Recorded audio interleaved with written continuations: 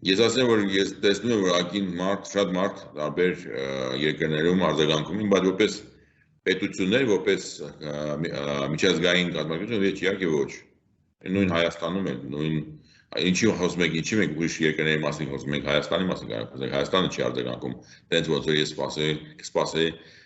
եւ ուրիշ կազմակերպություններ հայկական հայտարարությունները դուրս չեն եկել, ես զարմացած եմ դրա մասին։ Իսկապես իմ համար անսպասելի է տեսնել տենց անտարբերություն կամ տենց զգուշություն սրա հետ կապված։ Օրինակ առաջին ալիքը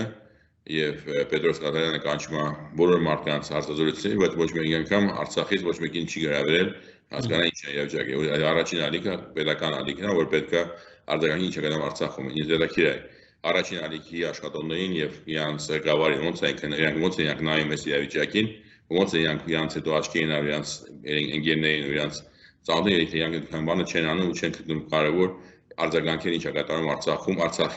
Արցախում գտնվող մարդկանց հետ։